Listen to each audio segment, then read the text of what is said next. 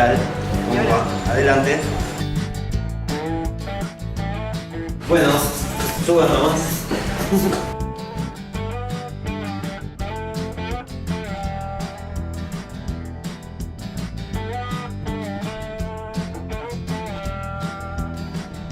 Mi nombre es Raúl D'Amelio, soy arquitecto, artista plástico y actualmente me está tocando una situación a la cual inesperada en un punto, esperada por otro, que tiene que ver con la dirección del Museo Castañino y Macro. Y bueno, un poco esa formación tiene que ver con esto que vemos acá, que es una biblioteca que hemos juntado junto con Lucre, mi mujer, mi pareja.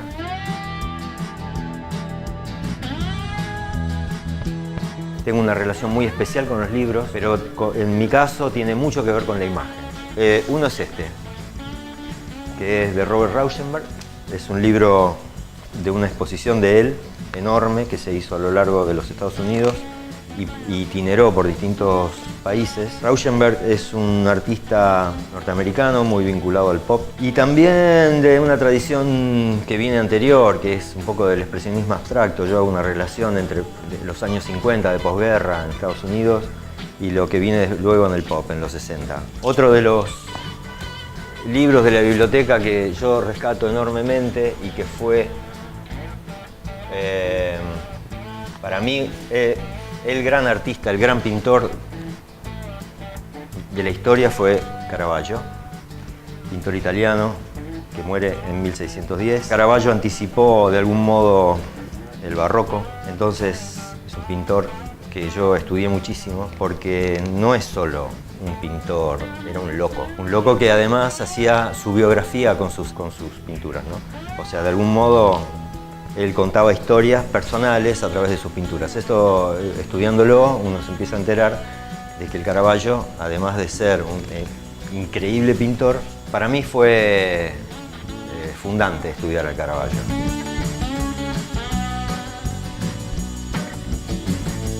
Que me han marcado este es otro también.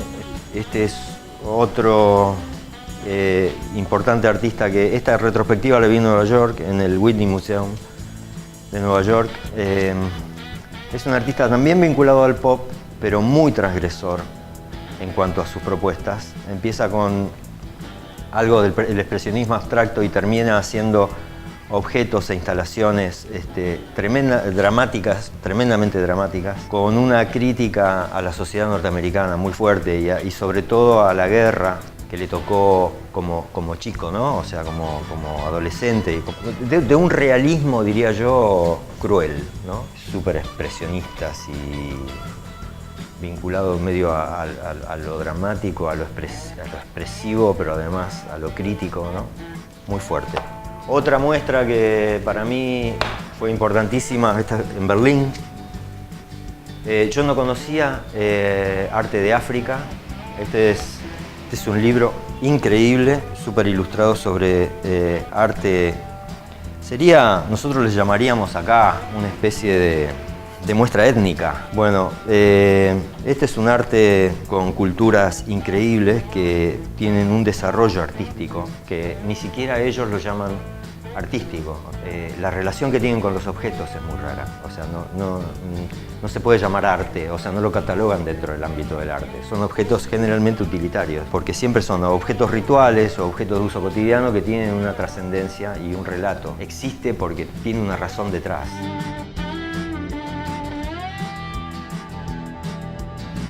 Pablo fue un maestro para mí y finalmente después nos terminamos haciendo amigos y es un autor que trabaja mucho una cosa muy argentina que tiene que ver con historias de pobreza y sobre todo de situaciones de perdedores, ¿no?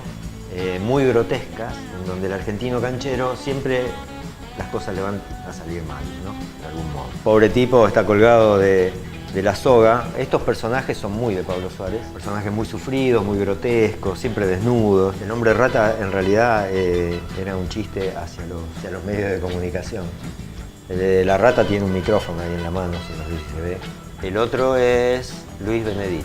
Esta es una muestra que se hizo en el Bellas Artes. Benedit es arquitecto, fue arquitecto porque murió ya, pobre. Murió relativamente joven, Louis Benedit. Formado en los 60, hace su desarrollo más importante en los 70 y 80, con una obra que arranca con una especie de desarrollo científico sobre las plantas y los insectos, y arma este tipo de situaciones, digamos, arma proyectos como arquitecto donde cómo hacer sustentable, por ejemplo, una planta, ¿no? Cómo se puede autosustentar una planta dentro de una galería de arte. Un desarrollo sobre vegetales que crecen en condiciones artificiales. Y después hizo un desarrollo que para mí es uno de los más interesantes también, muy vinculado a la tradición argentina, ¿no? Muy vinculado a su tierra, a la tierra, él tuvo campo también, que tiene que ver con la cultura, también con la cultura argentina, es como un exhibidor de granos de maíz. Y él tiene una frase que a mí me impactó, que fue por lo cual yo le entré a Louis Benedit, que es cómo su arte se vincula con la política. Y dijo una vez, que a mí me encantó la frase, dice: el primer gesto político de la República Argentina fue el alambrado. ¿Qué hizo el alambrado? El alambrado dividió el territorio. Apareció el alambrado y se terminaron los gauchos, digamos. Los gauchos quedaron encerrados adentro del alambrado. El otro es la tijera de castrar los toros, ¿no? O sea, también como gesto muy argentino, la idea de la castración en la cultura argentina. Durante muchísimos años vivimos situaciones dificilísimas en este país a nivel social, a nivel político. La idea de la castración del pensamiento, por ejemplo, la idea de la castración cultural, vivida en algunos años, digamos, no hay que olvidarse de eso, ¿no? Y Benedit trabajó eso.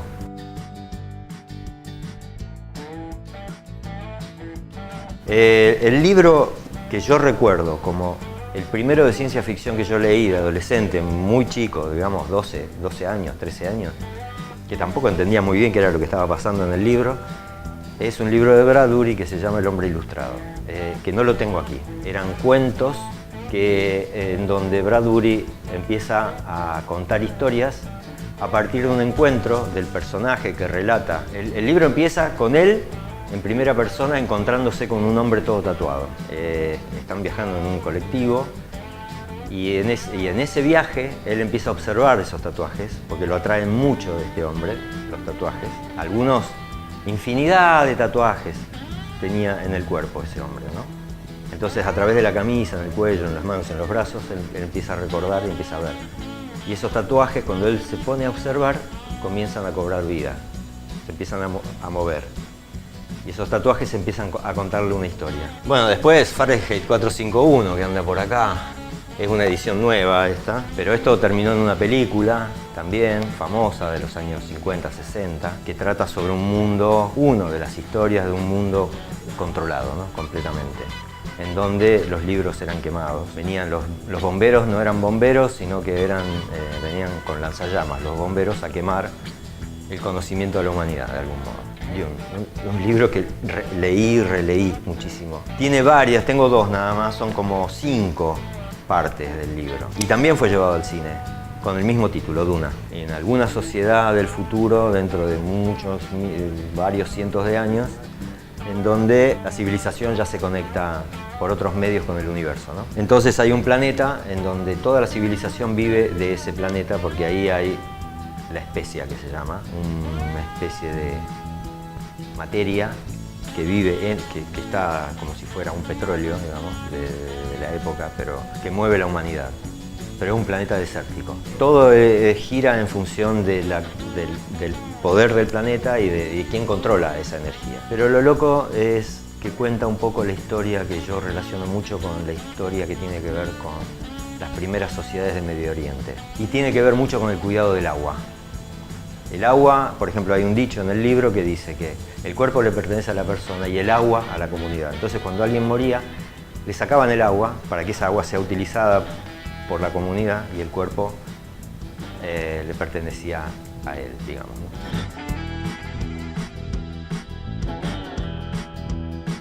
El libro que estoy leyendo actualmente es este. Estoy releyendo en realidad. Estoy releyendo porque justamente estoy metido en el medio de un asunto que tiene que ver con el arte y la filosofía del arte y cómo vamos a presentar los próximos eventos en el Castañino. Así que estoy releyendo bastante. Arthur Danto es un autor que trabaja sobre filosofía del arte y tal vez sea lo que más leo, ensayo. Bueno, este habla un poco de cómo la belleza ha influido en la cultura de los últimos años. La belleza como valor y la belleza como rechazo también. Cómo la cultura ha hecho primero sobre la belleza un valor, hasta llegar al punto en donde la belleza deja de ser un valor y transformarse en otra cosa. Danto trabaja mucho la idea de lo estético, se plantea muchísimo para qué sirven los museos de arte y plantea los interrogantes acerca de si el arte realmente es transformador o no. Yo acuerdo con él que sí, pero se tienen que dar ciertas condiciones para que el arte logre impactar en las personas.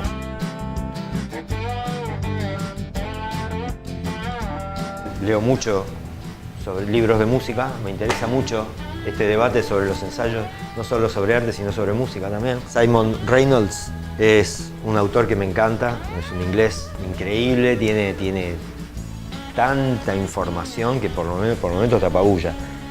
Pero es interesantísimo. Al que le interese la cultura de la música de los últimos 30 años, no puede dejar de leer Simon Reynolds. Bueno, en cuanto a biografías, este libro también, este es un libro de Keith Richards, que yo lo considero un artista, ya no solo músico, un pensamiento artístico, tiene Keith Richards. Marcó una época fundamental en la música que yo escuché toda la vida. Y este libro es interesantísimo porque cuenta él cómo evoluciona, no cuenta solo la vida de él y cómo se relacionó con los Rolling Stones, sino de qué modo vivió toda esa época y de cómo se dieron cómo se encadenaron los hechos. Increíble, es otro artista del Renacimiento, que es Benvenuto Cellini. Esto lo encontré en Montevideo, lo encontró mi mujer en realidad, que se llama Mi vida, Benvenuto Cellini.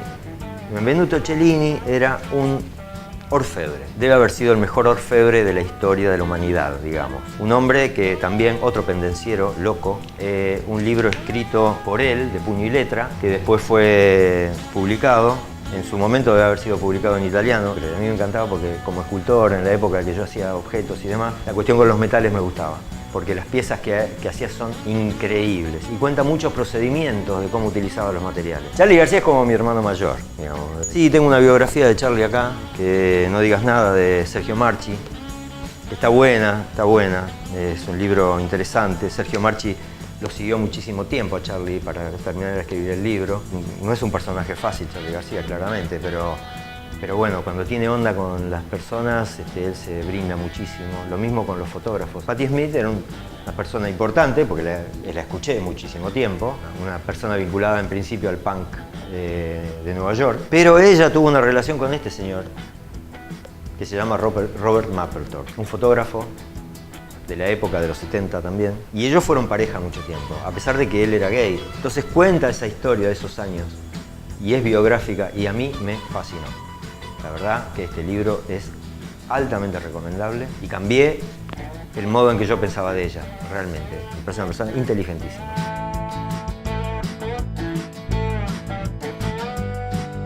Y hay libros que me han aburrido, sí. No, qué sé yo, los libros de colecciones, por ejemplo.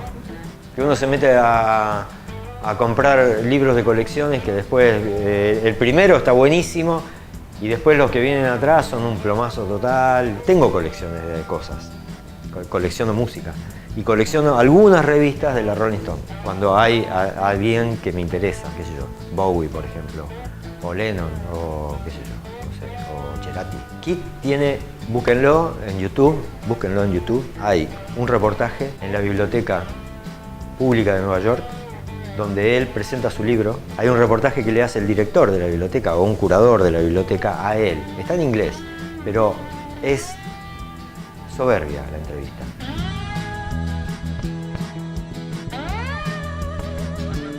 Es un libro que me sigue de hace, no sé, 25 años, 30 años, que es este.